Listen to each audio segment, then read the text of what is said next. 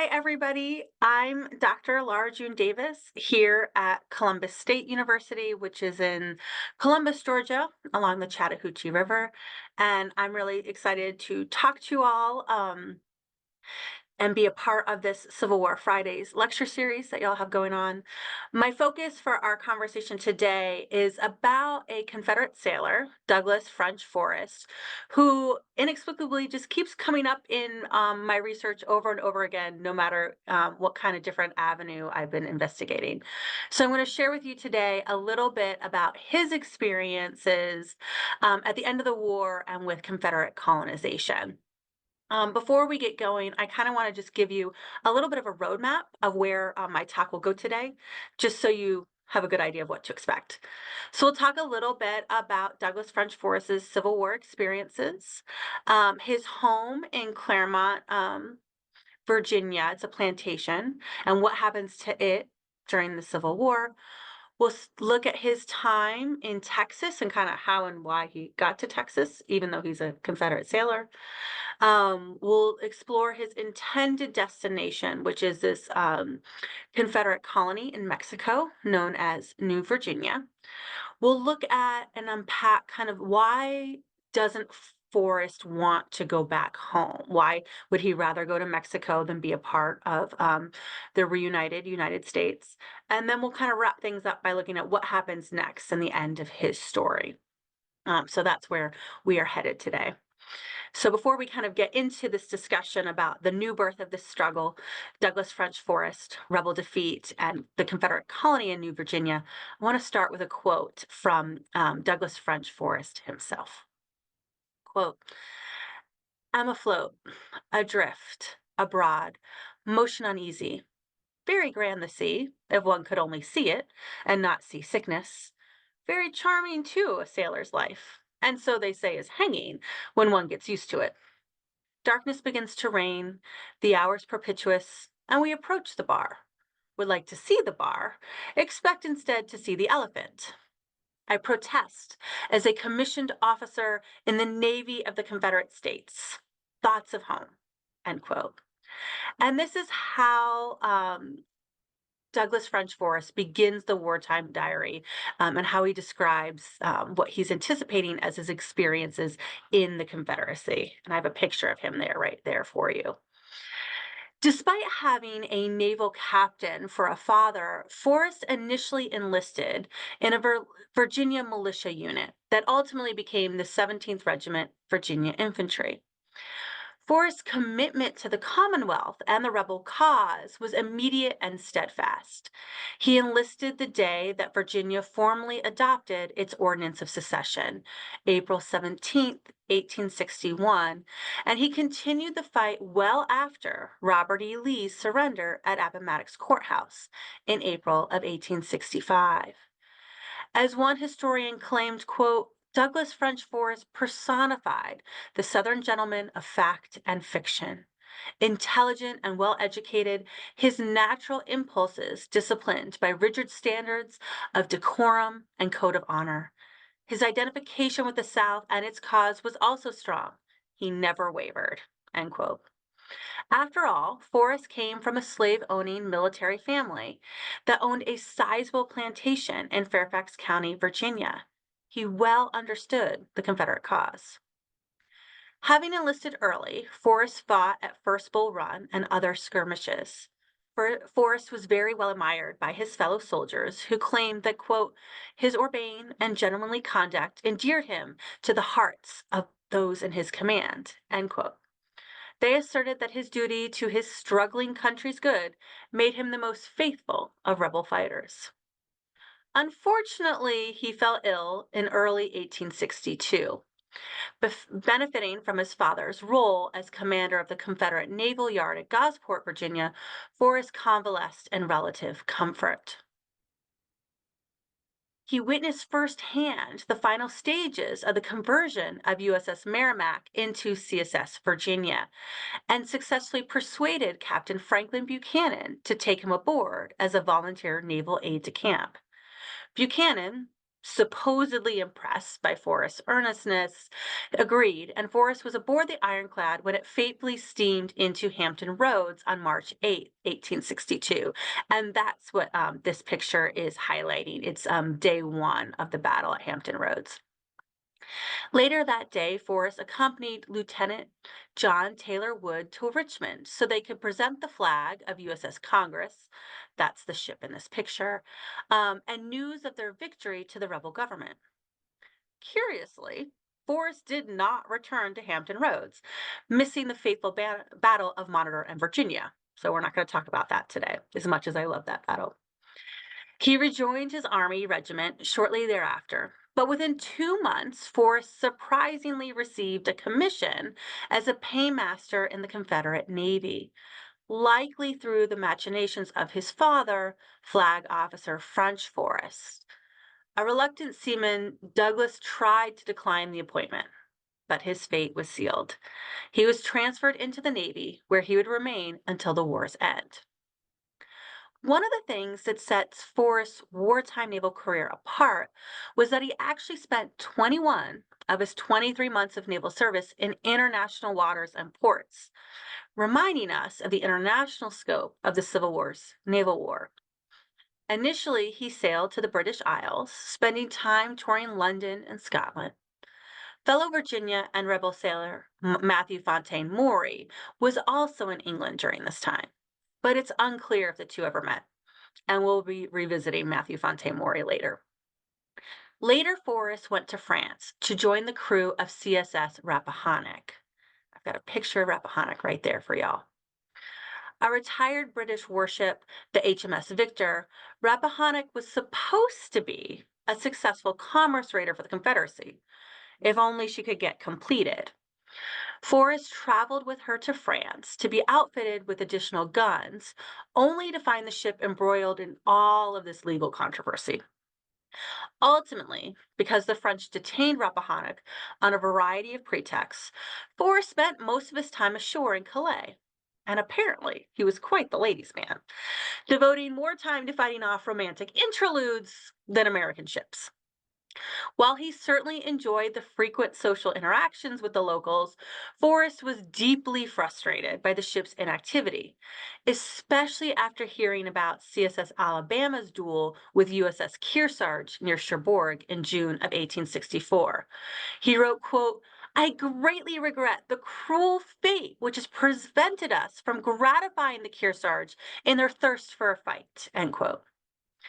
By October 1864, Forrest had ascertained that, quote, "nothing can be done in Europe, nothing expected from Europe," end quote. And so he was preparing to return to the Confederacy should the commerce raider Rappahannock be seized.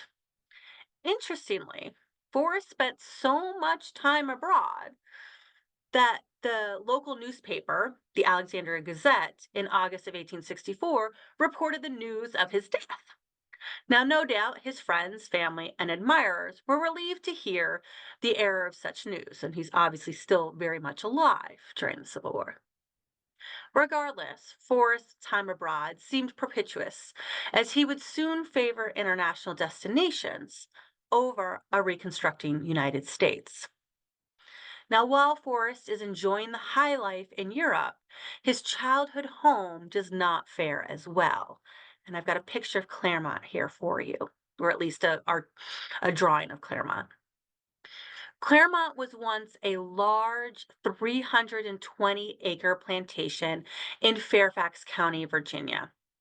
It was situated on a very lovely property, and it had a 3-story manor house with 2 parlors, a library that included a lot of curios and things that French Forrest had brought back from all his travels, being a naval sailor.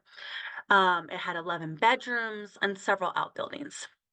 Early on, the plantation is captured by the United States, and it will actually become initially a campground for the 3rd, 4th, and 5th Maine Volunteer Infantry Regiments, as well as the 2nd Vermont. U.S. soldiers ransacked the house, and they converted it to a hospital after the First Battle of Bull Run, where Forrest himself had been fighting. Neighbor Anne Froebel recalled Claremont was, quote, such a harvest for the army of marauders. Claremont was a lovely paradise of a place, and so filled with everything rare and beautiful and costly. It seemed to me such a sin to destroy it all, end quote. By the fall of 1862, Claremont had been converted into a contraband hospital for the treatment of smallpox. On September 2nd, 1863, Claremont was officially confiscated by the United States government. Eventually, the property was sold at public auction, and Dr. Ewan Buntley purchased the land for $1,900. Buntley then sold Claremont to Westel Willoughby and Dr. John R. Bigelow, former surgeon of the Ninth Massachusetts. These two men had already been using Claremont for a contraband hospital, and so them getting the property purchased for them is kind of a formality of a relationship that already exists. Claremont is ultimately in the hands of two Unionists who use it as a quarantine facility. Some of the land was also leased in small plots to African American sharecroppers who primarily grow corn. When Forrest hears of the fate of his childhood home, he is utterly infuriated. He bemoans that the house stands in waste and, quote, have been desecrated as it has been by the polluting presence of our loathed foes, end quote. Having his home confiscated rather than ravaged by the hard hand of war was unusual. But this nuanced difference mattered little to Forrest, who spoke of the loss in Christian lamentations. Feeling that both the hallowed ground of home and his own being was violated, Forrest considered the old homestead destroyed. He claimed that it was only the desecration of Claremont that annoyed him, because he felt confident that eventually God would reward both the Confederacy and himself for their suffering and deprivation. He had no doubt that both would be restored to glory. Yet the loss weighed very heavily and further exacerbated his hatred for the United States. The ruination of Claremont may have ultimately also contributed to his unyielding commitment to the Confederacy, long after the fighting had ended. As the war began to wane, Forrest remained abroad. In fact, he was in international waters when he learned of Robert E. Lee's surrender at Appomattox Courthouse. As Forrest explained, CSS Rappahannock arrived in Havana on April 24th, 1865, to, quote, the worst news. He lamented that, quote, Richmond is in the hands of the enemy, and with it the Army of Northern Virginia and our commander in chief. Crushing news! God save our poor country! The news of the killing of Lincoln and Seward by an unknown hero is not a set-off for such gloomy tidings, end quote.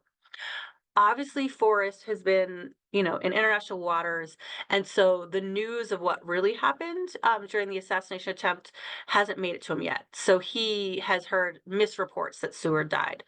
Yes, Seward was attacked, but as you all know, he survived that attack. Only Lincoln was killed that night. So just 2 weeks after Lee's surrender and almost 10 days after President Abraham Lincoln's assassination, the duration of the war and the future of the Confederacy remained unknown for many, especially those sailors and soldiers far removed from the battlefields of Virginia, or those who remained ever loyal to the rebel cause. Forrest certainly fit both categories. He had not yet realized the Confederacy's demise was in motion. And while Forrest likely had not yet heard of John Wilkes Booth's justification for murdering Lincoln, he probably shared the actor's sentiment that true rebels were, quote, men who love their country better than gold or life, end quote. Like Booth and other conspirators, Forrest delighted in the death of Lincoln, but he did not think it was a fair trade for the fall of Richmond, the fall of the Army of Northern Virginia, or the fall of Robert E. Lee. Forrest was determined to return to the Confederacy, and while the rest of the crew wanted to wait in Havana and see what transpired, Douglas French Forrest made up his mind at the very first to find the first opportunity that would present itself to get him back into the Confederacy. Without hesitation, he boarded Wren, a blockade runner built in Liverpool, and registered to the Confederacy in 1864. At first blush, it seemed that Forrest was so committed to the rebel cause that he would rather abandon his ship and naval career than abandon his nation. As Forrest explained, quote, "There are few that believe that our cause is not hopeless. I am one of the few. I cannot believe that the South, with her the right, is to be crushed utterly." End quote. Traveling aboard the blockade runner, Forrest had to sneak back into his beloved homeland. The vessel slipped into port at Galveston, Texas on May 3rd, 1865. Over the coming days, Forrest made his way to Houston and then Anderson, Texas. Along the way, he expressed his dismay that the soldiers in the Trans-Mississippi West were foolishly abandoning the fight, and he bemoaned that they are whipped without a battle. He soon joined up with General John G. Walker, who you see in the picture. Walker was a major general in the Trans-Mississippi West who had participated in the Red River Campaign and later commanded the District of Texas, New Mexico, and Arizona. Forrest unofficially rejoined the Army because at this point there is no Confederacy and they can't, offer commissions. And so he's appointed to Walker's staff. And by mid-May 1865, Forrest has committed himself to a rebel Mexican scheme that would promote the resettlement of former Confederates in Mexico. Forrest may not have known it at the time, but this resettlement scheme was actually part of a greater immigration plan devised by Matthew Fontaine Maury.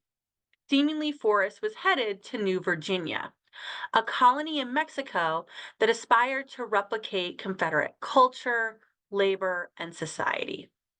Forrest expressed his gratitude to join a mission of, quote, "still greater importance and more general application," end quote, than his previous service in the Confederate Navy.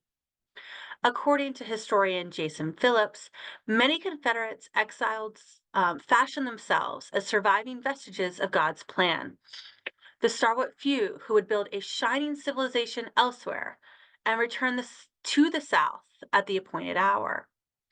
Given Forrest's deep religiosity, he's actually several years after the war going to become an ordained minister. It's not a stretch to think that he viewed this so-called Mexican scheme in a very providential light. Here was a way to preserve the Confederacy, the rebel cause, and the Old South.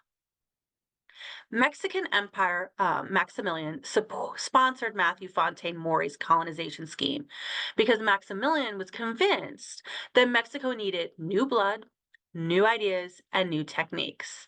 And so in the upper corner is Matthew Fontaine Maury, and in the lower corner there is Empire Maximilian, just so you have an idea of who I'm talking about. Maximilian set aside public lands that hundreds of Confederates took advantage of because they would rather relocate to Mexico than submit to Republican control. Along with Matthew Fontaine Maury, General Joseph Shelby, General John B. Magruder, General Sterling Price, Governor Henry W. Allen of Louisiana, California Supreme Court Justice David S. Terry, and thousands more settled across Mexico.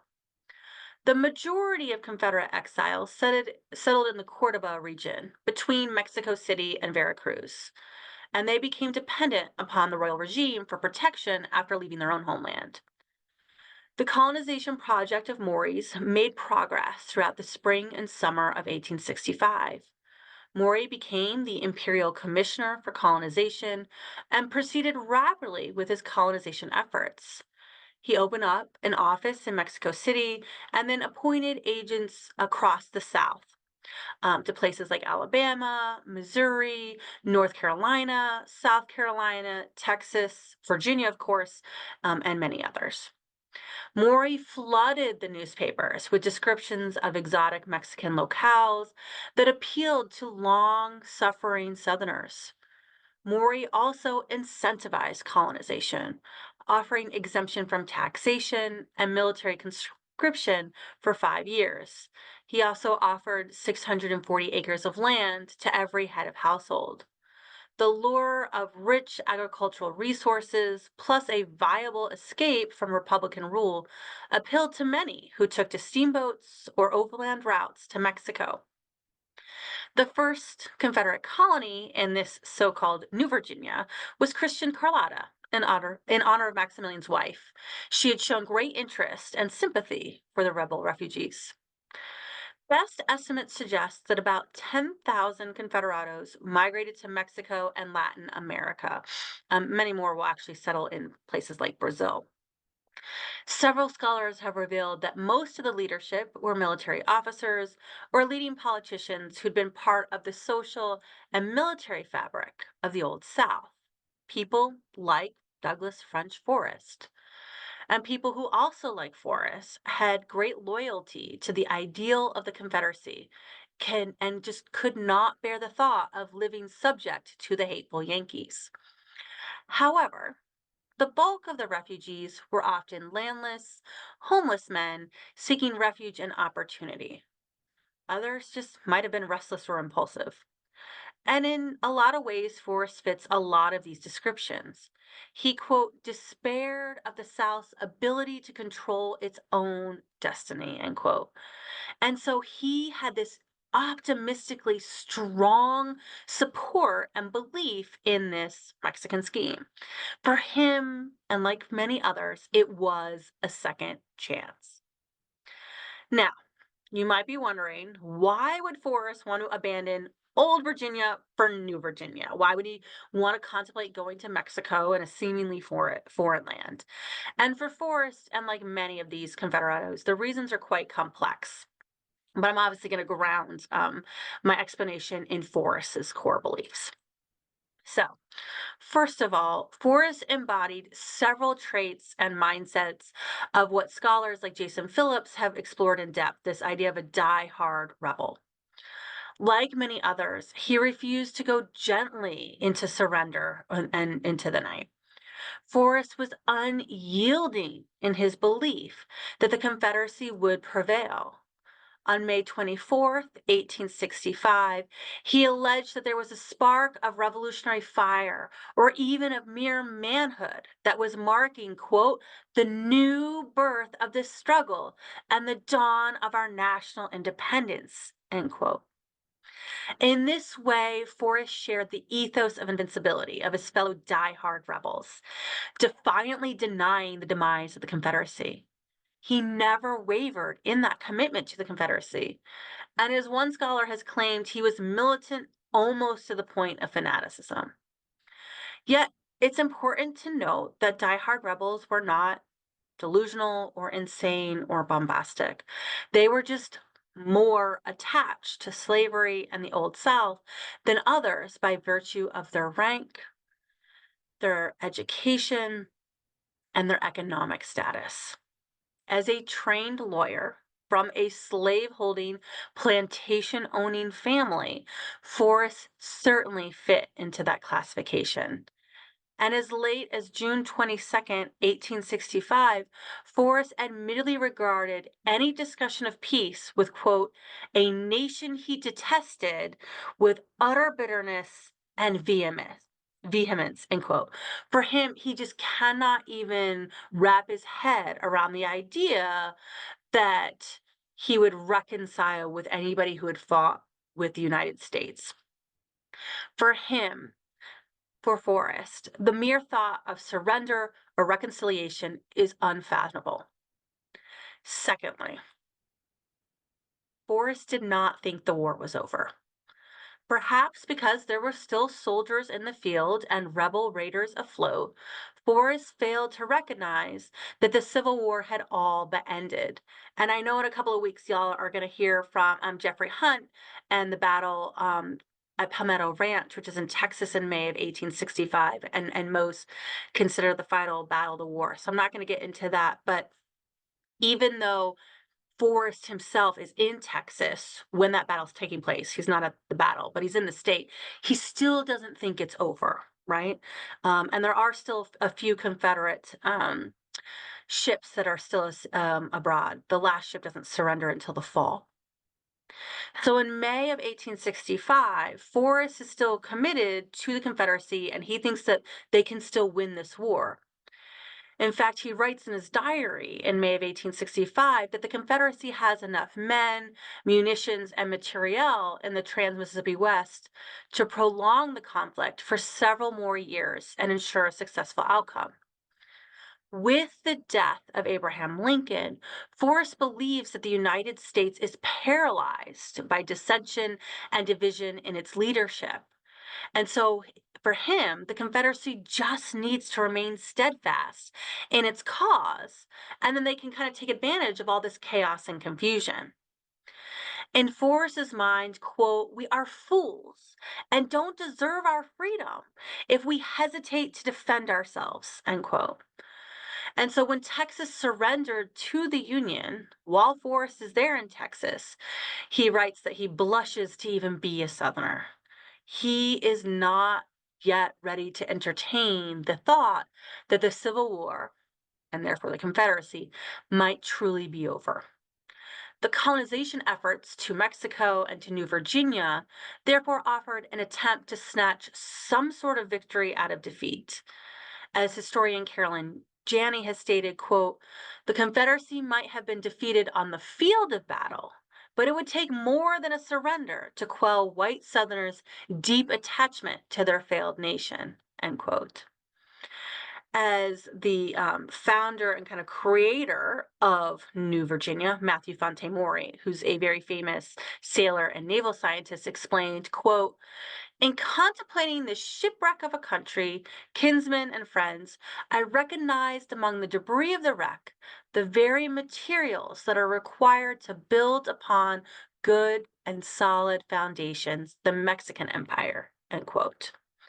So in this way, the Confederacy might be reborn in Mexico and the rebel cause revived. George Forster Williams, a New York Times correspondent traveling with the U.S. Fifth Corps, seemingly confirmed such ideas after Appomattox. Williams reported that many Confederate camps were filled with officers talking of relocating to Mexico. According to Williams, the rebels, quote, "insanely insist upon it that the Confederacy is not yet broken up," end quote. And he further explained that many rebels, fearful of retribution and or bitterly resentful of the war's outcome, remained determined in their hatred, vowing to never rejoin the Union. For many rebels, Southern independence was the only way to ensure the survival of the slave-based social, economic, and political systems that they were firmly committed to. This explains why diehard rebels like Forrest continued in this struggle long after hope should have been lost.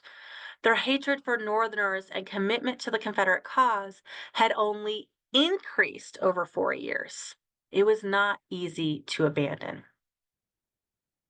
Thirdly, having joined the rebel cause, Forrest rejected the idea of U.S. citizenship.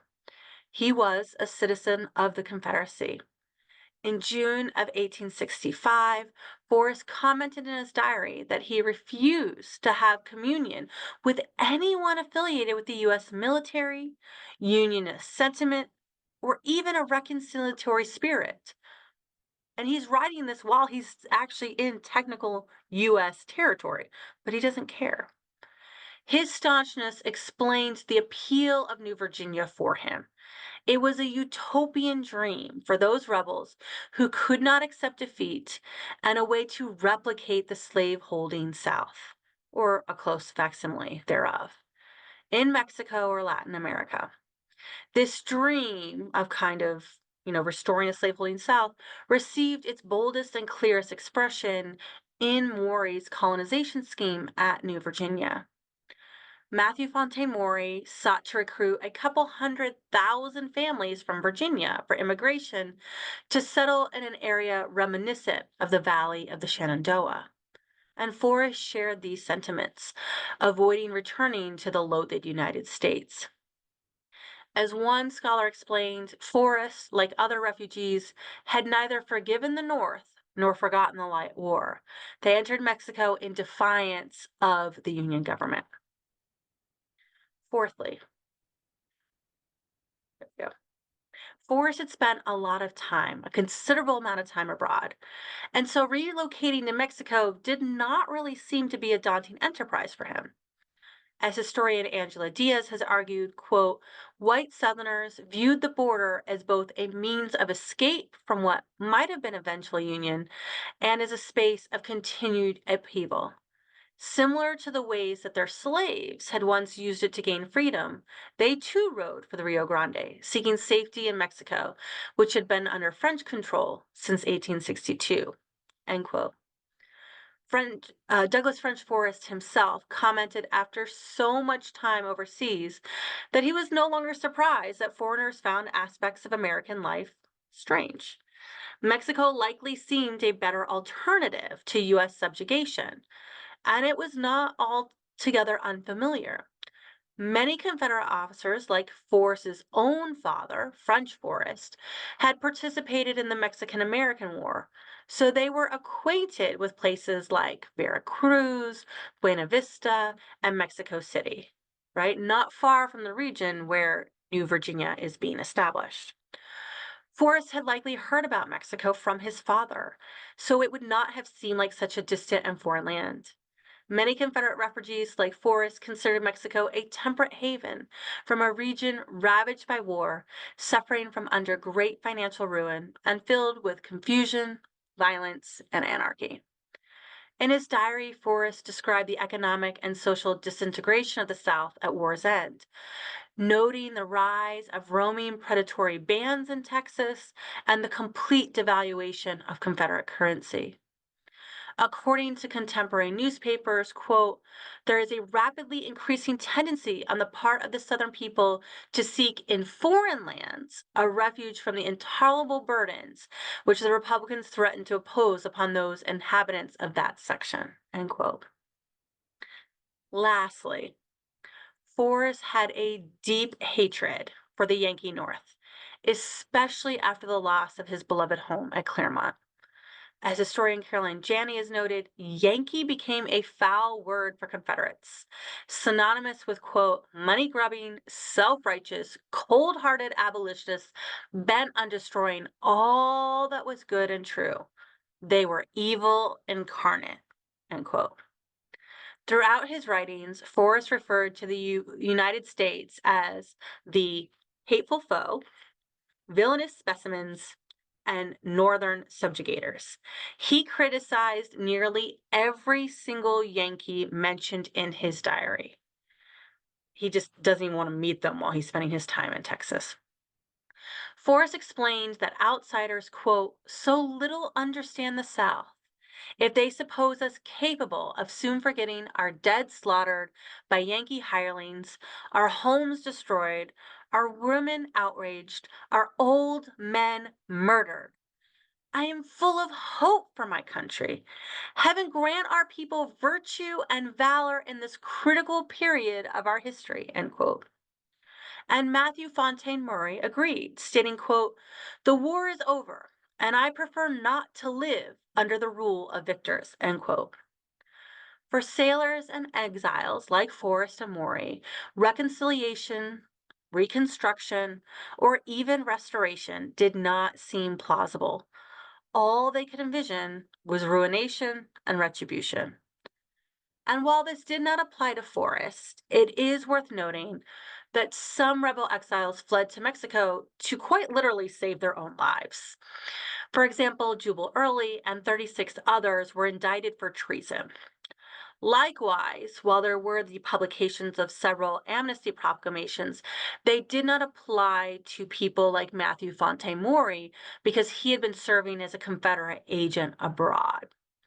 I haven't been able to confirm or deny this either way, but there is actually some theories that Douglas French Forrest might have also been a Confederate agent abroad because he was a Confederate paymaster for the Navy.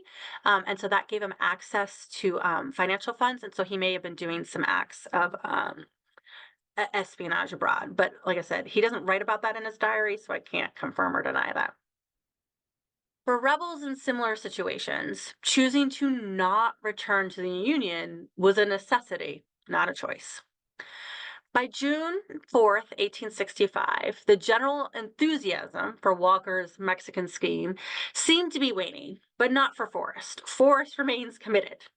He writes in his diary that, quote, "There is no reason why I should put myself into the hands of the loathed Yankees," end quote. He continued southward, making his way towards San Antonio with a faithful few. Unfortunately, calamity will befall Forrest as he becomes terribly sick, suffering from feebleness, chills, fever, and a lot of pain. Bedridden, Forrest is forced to remain behind while the rest of his party heads further south to Mexico. And initially, he's pretty heartbroken over this turn of events. He's very frustrated that he can't go with them. But then something curious kind of happens while Forrest is on his sickbed.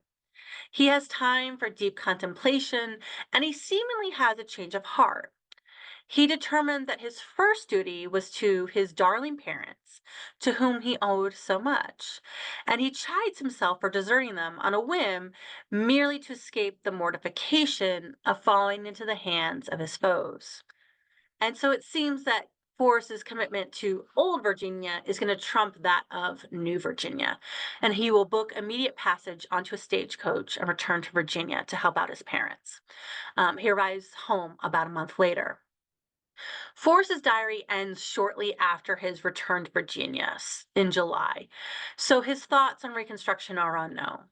The entries we do have during the latter war years suggest a firm commitment to the Confederacy, and therefore his abandonment of the Mexican scheme are not capricious, but might rather be indicative of just a slight shift in perspective.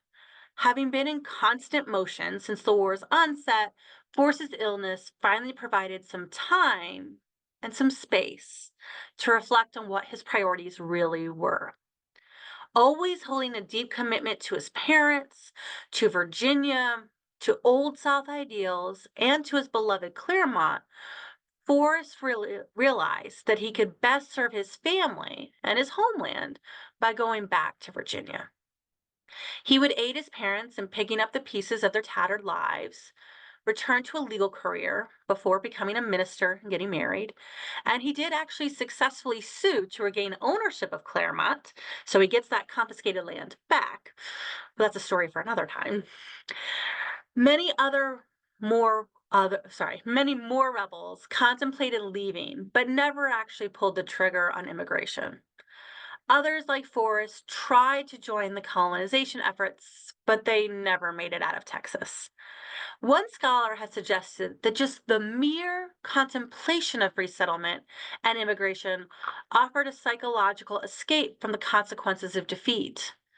Only the determined and impetuous rebels actually left to create a world wholly untouched by defeat. For the rest, it was a dream that offered solace and comfort. And so, hopefully, for Forrest, he did find some comfort and escape from despair um, by just considering how close he came to crossing the Rio Grande. In the end, New Virginia was also short lived. By April 1866, Northern newspapers reported that Maury's immigration scheme was, quote, a complete swindling operation, end quote. By May, even those in Carlotta were discussing its failure and Maury's purported deception. The immigrants had lacked sufficient supplies, labor, and equipment, and they faced hostile press across the United States, endured various American efforts to prevent relocation, and ultimately the collapse of the Mexican Empire itself. The restored Republican government in Mexico did not endorse colonization, and many Confederados returned home, just like Forrest had. And this is part of the reason why we'll see more success at Confederate relocation in Brazil than we do in Mexico. So, hopefully, by exploring Douglas French Forrest's experiences and a single sailor's dabbling in colonization, we can gain some deeper insight into the post-war machinations of rebel sailors, the Confederate exodus to Mexico, and the transnational impacts of naval service abroad. Forrest's actions were more than just a single rebel sailor refusing to acknowledge the war's outcome. They embodied the fervent hopes of many Confederates to reignite the rebel cause and the aspirational dreams of fellow slaveholders to find new independence elsewhere. While this new birth of this struggle never came to fruition, New Virginia proved an intriguing chapter in the Southerners' quest to preserve the values, culture, memory, and romanticization of Old Virginia and the Old South. Now, if you're interested in these topics, especially about kind of lingering Confederate sentiments and the effort of some Confederados in Mexico, I have a couple of great books for you to read and reference. Carolyn Janney's The Ends of War, Jason Phillips' Die Hard Rebels, Todd Wallstrom's The Southern Exodus to Mexico, and Andrew Raleigh's The Lost Cause, The Confederate Exodus to Mexico. While I haven't yet published Douglas French Forrest's story, I keep dancing around it, and hopefully something's coming soon. I do have some other research, and so if you want to hear about other things that I'm up to, I suggest that you read The Guerrilla Hunters. It's a great edited collection about guerrilla warfare in the Civil War, and I have a piece about naval guerrilla warfare because I like to always talk about the Navy. And so my chapter explores pro-Confederate sympathizers that are intentionally blowing up steamboats on the Mississippi River. And you can find that at Amazon or LSU Press at the link provided there.